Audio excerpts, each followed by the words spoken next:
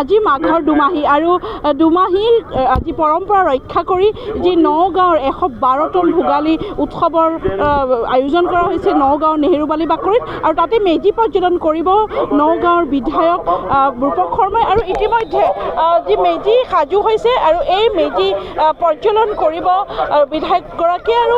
যি মাঘৰ বিহুৰ দিনাখন অসমীয়াৰ পৰম্পৰা ৰক্ষা কৰি এই কাৰ্য প্ৰত্যেক বছৰে কৰি অহা হৈছে আৰু এইবাৰ 112তম যি নগাঁও ভোগালী উৎসৱ পালন কৰা হৈছে নগাঁও নেহেৰুবালি বাকৰিত আৰু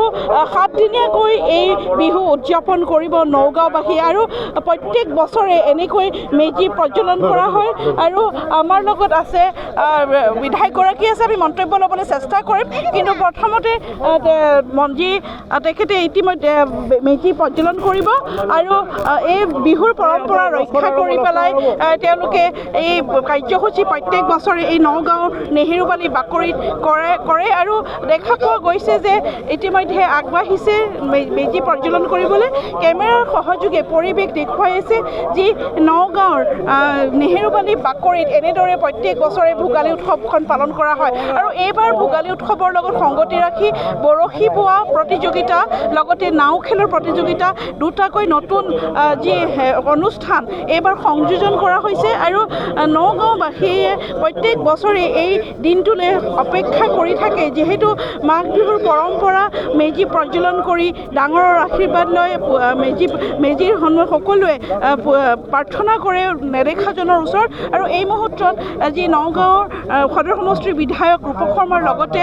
যি জ্যেষ্ঠসকল আছে তেওঁলোকে মেজি প্ৰজ্বলন কৰিবলৈ এনেকৈ আগবাঢ়ি গৈছে আৰু কেমেৰাৰ সহযোগে পৰিৱেশ দেখুৱাই আছে যিহেতু দেখা পোৱা গৈছে যে প্ৰত্যেক বছৰে এই কাৰ্যসূচী গ্ৰহণ কৰা হয় আৰু এনেকৈ মেজি প্ৰজ্বলন কৰা হয় সমূহীয়াভাৱে আৰু নগাঁৱৰ এই নেহেৰুবালি বাকৰিত সামাজিকভাৱে সমূহীয়াকৈ এনেকৈ এই কাৰ্যসূচী গ্ৰহণ কৰা হয় আৰু কেমেৰা সহযোগীক মই পৰিৱেশ দেখুৱাবলৈ অনুৰোধ জনাইছোঁ ইতিমধ্যে বন্তি প্ৰজ্বলন কৰিছে আৰু মেজিৰ তলত এনেকৈ বন্তি প্ৰজ্বলন কৰি তেওঁলোকে যি নীতি নিয়মৰ মাজেৰে এই মেজি প্ৰজ্বলন কৰা হ'ব আৰু বিধায়কগৰাকীৰ লগতে নগাঁও 112তম ভোগালী উৎসৱৰ যি সভাপতি সম্পাদক আছে তেওঁলোকৰ লগতে জ্যেষ্ঠসকলো আছে সকলো জ্যেষ্ঠ বিধায়ক সম্পাদক সভাপতি সকলো একত্ৰিতভাৱে মেজি প্ৰজ্বলন কৰা হ'ব আৰু কেমেৰা সহযোগী পৰিৱেশ দেখুৱাই আছে প্ৰথমতে মেজিৰ তলত এনেকৈ বন্তি প্ৰজ্বলন কৰিছে আৰু ইতিমধ্যে ৰাজ্যখনৰ লগতে নগাঁও জিলাতো পুৱাই কেইবাস্থানতো মেজি প্ৰজ্বলন কৰা হৈ গৈছে আৰু ইয়াত যিহেতু নগাঁও এই নেহেৰুবালি বাকৰিত যি ভোগালী উৎসৱ আয়োজন কৰা হয় ইয়াত সমূহীয়াকৈ এনেকৈ মেজি প্ৰজ্বলন কৰা হয় আৰু এয়া নগাঁৱৰ সমাজ জীৱনৰ এক অবিচ্ছেদ্য অংগ যে অসমীয়াৰ এক অবিচ্ছেদ্য অংগ যেনেকৈ আমাৰ মাঘ বিহুৰ যি পৰম্পৰা এই পৰম্পৰা প্ৰত্যেক বছৰে এনেকৈ পালন কৰি অহা হৈছে আৰু দেখা পোৱা গৈছে যে পৰিৱেশ দেখুৱাই আছে কেমেৰা সহযোগে পৰিৱেশ দেখুৱাই আছে মই পৰিৱেশ দেখুৱাবলৈ অনুৰোধ জনাইছোঁ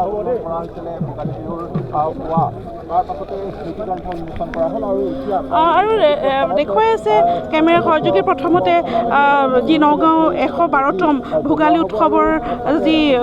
পতাকা উত্তোলন কৰা হৈছিলে সমবেত সংগীত গোৱা হৈছিলে আৰু লগতে যি ভোগালী উৎসৱৰ যিখন স্মৃতি গ্ৰন্থ সেই স্মৃতি গ্ৰন্থ উন্মোচন কৰা হ'ল আৰু তাৰপিছতেই এয়া মেজি প্ৰজ্বলনৰ কাৰ্যসূচী আৰু বৰ্তমান দেখা পোৱা গৈছে ঘোষা গাই মেজি প্ৰজ্বলনৰ কাৰ্যসূচীলৈ আগবাঢ়িছে আৰু এয়া যি ঘোষা গাই আছে জ্যেষ্ঠসকলে আমাৰ কেমেৰা সহযোগ পৰিৱেশ দেখুৱাবলৈ অনুৰোধ জনাইছোঁ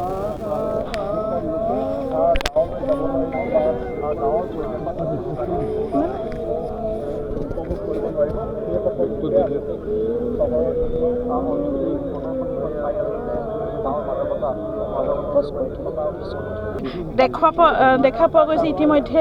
ঘোষা লৈ পেলাই সকলোৱে আশীৰ্বাদ লৈছে মেজি প্ৰজ্বলনৰ পূৰ্বে আৰু যিহেতু নগাঁৱৰ চহৰবাসী যিসকল লোক গাঁৱলৈ যাব নোৱাৰে ইয়াতে এনেকৈ প্ৰতি বছৰে এই নগাঁও চহৰৰ লোকসকলৰ সুবিধাৰ্থে এনেকৈ মেজি প্ৰজ্বলনৰ কাৰ্যসূচী গ্ৰহণ কৰা হয় ঘোষা গাই আশীষ লোৱা পৰিলক্ষিত হৈছে আৰু কেমেৰা সহযোগে পৰিৱেশ দেখুৱাই আছে এয়া মেজি প্ৰজ্বলনৰ দিশে আগবাঢ়িছে আৰু বিধায়কগৰাকীৰ সভাপতিৰ লগতে নগাঁৱৰ যি ভোগালী উৎসৱৰ যি সভাপতি সম্পাদক জ্যেষ্ঠসকল কনিষ্ঠসকল সকলো মিলি মেজি প্ৰজ্বলন কৰিছে আৰু কেমেৰা সহযোগী এয়া ইতিমধ্যে মেজি প্ৰজ্বলনৰ হৈ গৈছে এয়া কেমেৰা সহযোগীয়ে দেখুৱাই আছে এটা কথা ক'ব লাগিব এই পৰম্পৰা প্ৰত্যেক বছৰে এনেকৈ ৰক্ষা কৰি আহিছে নগাঁৱৰ এই স্থানত আৰু আমাৰ লগত বিধায়কগৰাকী আছে ইতিমধ্যে গম পাইছে যে 112তম সদৌ নগাঁও ভোগালী বিহু উৎসৱ সমিতিৰ উদ্যোগত এই বিহু হৈছে এইমাত্ৰ মেজি প্ৰজ্বলন হ'ল আমি সমূহ অসমবাসী ৰাইজক পুনৰবাৰ ভোগালী শুভেচ্ছা জনাইছোঁ মেজিৰ জুয়ে সকলোৰে অপায় অমংগল দূৰ কৰক সকলোৰে শান্তি সমৃদ্ধি সকলে কঢ়িয়াই লৈ আহক আৰু এই 112তম যি ভোগালী বিহু আজিৰ পৰা আমাৰ যি চলিব 19 তাৰিখলৈকে কেইবাটাও বিশেষ আকৰ্ষণ আছে আৰু বিশেষভাৱে আমাৰ যিখিনি পৰম্পৰা খেল ধেমালিয়ে হওক পিঠা পনা প্ৰতিযোগিতাই হওক সাংস্কৃতিক অনুষ্ঠানেই হওক ভোগালী মেলাই হওক যি আত্মসহায়ক গ্ৰুপবিলাক কৰে তাৰ উপৰি এবাৰ 19 তাৰিখে এবাৰ নাও খেল প্ৰতিযোগিতা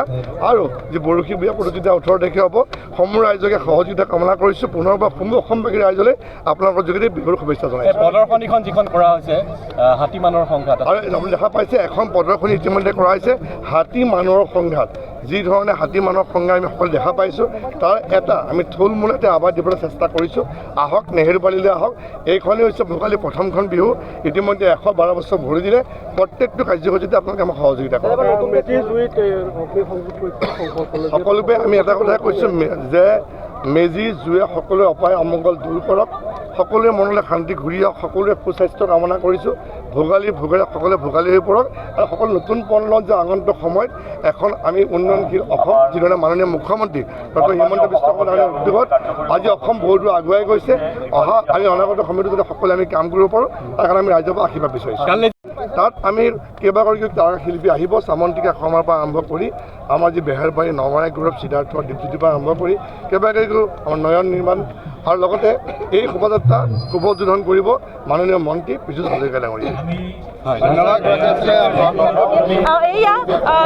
বিধায়কগৰাকীয়ে ইতিমধ্যে তেখেতৰ মন্তব্য আগবঢ়ালে এইবাৰ যিহেতু 7দিনীয়া কাৰ্যসূচীৰে নগাঁৱৰ এইখন ভোগালী বিহু উদযাপন কৰা হৈছে আৰু 112তম এই ভোগালী উৎসৱত এইবাৰ অহাকাইলৈ এটা শোভাযাত্ৰা আছে আৰু শোভাযাত্ৰাত অসমৰ কেইবাগৰাকীও শিল্পীয়ে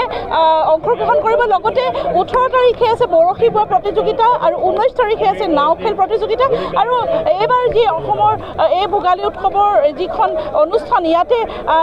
মৌমিতা মিত্ৰ শিল্পীয়ে তেখেতে সংগীত পৰিৱেশন কৰিব গতিকে এক বৰ্ণাঢ্য কাৰ্যসূচীৰে